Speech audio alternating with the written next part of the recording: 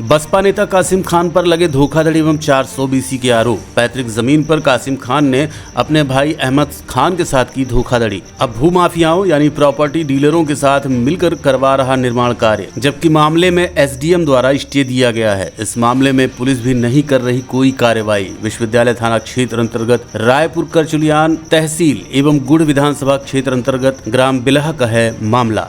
हम ग्राम बिलहा पोस्ट सनौरा थाना विश्वविद्यालय तहसील रायपुर करचुलियान का निवासी हैं। हमारी ज़मीन जो है तो बिलहा 450 जनरल नंबर में भी है, बिलहा 451 दोनों नंबर में है, लेकिन ये मामला बिलहा 450 जनरल नंबर का है।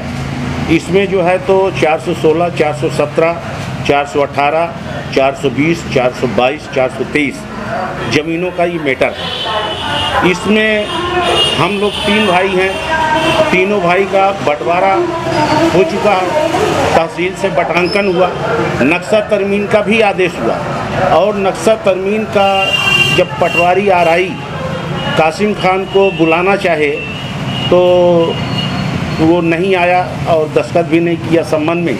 उसके बाद वो लोग बोले कि जब एक आदमी सहमत नहीं होता है तो हर नंबर में 1/3 होगा, तो 1/3 का बंटवारा हुआ हर नंबर में।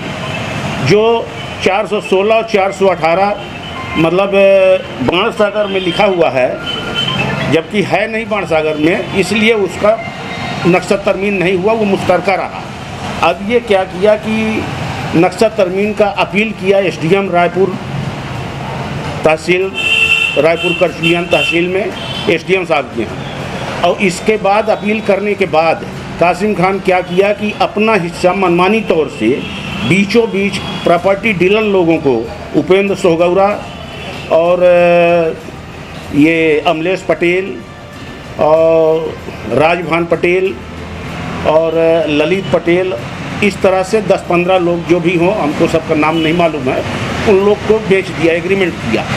अब एग्रीमेंट करने के बाद ये नाप जोख जब करने लगे तो हम जो है तो बोले छोटा भाई को कि देखो कौन नाप जोख कर रहे हैं, तो जाके देखा तो इन राजभान पटेल वहाँ पर नहीं थे। फ़ोन में वो बात किया तो राजभान पटेल फ़ोन में धमकाने डराने के लिए बोलते हैं कि जानते नहीं हैं हम लोग जो है तो कितने प्रॉपर्टी डीलर लोगों को गायब कर दिए हैं, आज तक पता नहीं चला।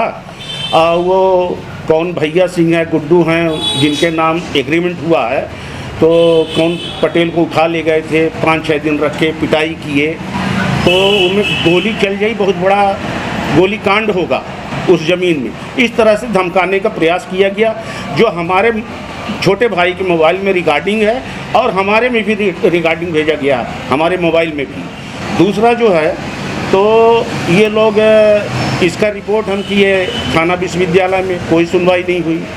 फिर जो है तो एसपी साहब को इसका रिपोर्ट किए हम 28 दिसंबर को, तो वो बोले कि टीआई साहब से मिलो। तो टीआई साहब से जब हम मिले तो टीआई साहब उनको बुलवाना चाहे, वो लोग आए नहीं। हम बैठन में रहते हैं, चले गए बैठन। इसके बाद जो है तो टीआई साहब हमको फ़ोन किए कि कब आ रहे हो रीवा, आ जाओ इकट्ठा बैठ के बात करें तो कुछ सलूशन निकले इसमें। तो हम बोले ठीक है हम आ रहे हैं। तो 3 दिन बाद हम आए रीवा। टीआई साहब तो दिन में नहीं मिले, लेकिन रात में 8 बजे मुलाकात हुई, उन लोग को बुलाए, बातचीत शुरू हुई। तो उसमें जो है तो कासिम अपमानजनक शब्द बोलते हुए बार बार उत्तेजित होता रहा, जिसमें टीआई साहब उसको समझाने का प्रयास करते रहे। लास्ट में टीआई साहब बोले कि ऐसा है कि इसमें कोर्ट कचहरी से कुछ नहीं होगा, आपस में समझौता कर लो। तो हम बोले कि ऐसा है कि जब अपील किए हैं तो आदेश तो वहीं से होगा, राजस्व विभाग ही नक्शा तरमीम करेगा, सीमांकन करेगा, रिकॉर्ड बना के देगा। तो बोले ऐसा है कि तुम लोग आपस में कर लो, कोर्ट कचहरी से कुछ होने वाला नहीं। तो हम बोले ऐसा है कि जो पेपर में ये साबित होता हो कि कासिम की ये ज़मीन है और प्रॉपर्टी डीलर लोग खरीदे हैं, तो वो पेपर दिखाया जाए। तो बोले नहीं, पेपर ऊपर देखने का हमारे पास समय नहीं है, सर दर्द कर रहा, और ये लोग इतना पूंजी लगाए हैं तो इनका नुकसान क्यों हो, समय की कीमत होती है। तो हम बोले तब हम आपकी बात से सहमत नहीं हैं। तो हमारे क्षेत्र के बीट प्रभारी को बुलाए अब बोले इसके ऊपर मुकदमा कायम करो। अब प्रॉपर्टी डीलर लोगों को बोले कि जो तुम लोग को करना है, चाहे रोड बनाओ चाहे प्लाटिंग करो, जाओ जो करना है करो जाके। तो हम थाना में ही बैठे थे, ये 27/12/22 की बात है। थाना में ही बैठे थे, जब थाना से निकले हैं देखे मुरुम वहाँ गिरना शुरू हो गई थी। अब ये लोग क्या हुआ कि रोड बनाना शुरू कर दिए। तो फिर हम आवेदन जन सुनवाई में दिए कलेक्टर साहब के यहाँ, तो कलेक्टर साहब नहीं थे। एडिशनल कलेक्टर साहब बोले कि जिस न्यायालय में ये चल रहा है मुकदमा वहीं जाइए। तो रिसीव करवा दिए हम अपना आवेदन, और इसके बाद फिर लास्ट आवेदन हम आजी साहब को दिए हैं, लेकिन कहीं कोई सुनवाई नहीं हुई। वो लोग जो है तो रोड बना लिए, प्लाटिंग कर लिए, और स्टे भी है, और इसमें स्टे भी है एसडीएम साहब के यहाँ से। पेशी में आवेदन लगाए थे कि वो लोग रोड निर्माण कर रहे हैं तो स्टे दिया जाए, तो उसमें 4/1/23 को यथा स्थिति कायम करने का आदेश दिए। आदेश होने के बाद भी ये लोग रोड निर्माण किए और प्लाटिंग कर लिए, जिसकी कोई सुनवाई नहीं हो रही। अब आप क्या चाहते हैं? हम चाहते हैं कि उनको रोका जाए, आदेश जो अपील है, अपील का आदेश हो जाए, और राजस्व विभाग से उसका नक्शा तरमीम हो जाए, सीमांकन हो जाए, रिकॉर्ड दुरुस्त हो जाए। फिर जिसके हिस्से में जो आता है अपने हिस्से का बेचें या अपने पास रखें, जो करना है करें, हम उसको रोकने का कोई अधिकार ही नहीं है।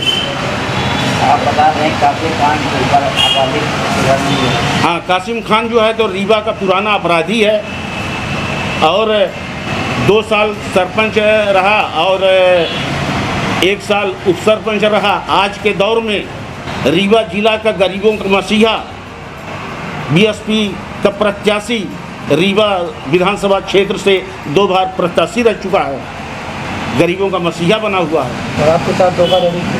धोखाधड़ी क्या, 420 का सब काम कर रहा है।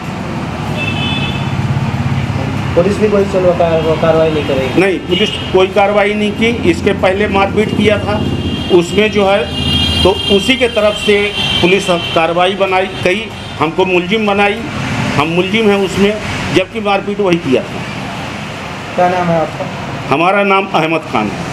हम नौकरी करते थे कोल इंडिया की कंपनी है NCL, नॉर्दर्न कोलफील्ड सिंगरौली, वहाँ से हम रिटायर हैं। फरवरी 2017 से हम रिटायर हैं।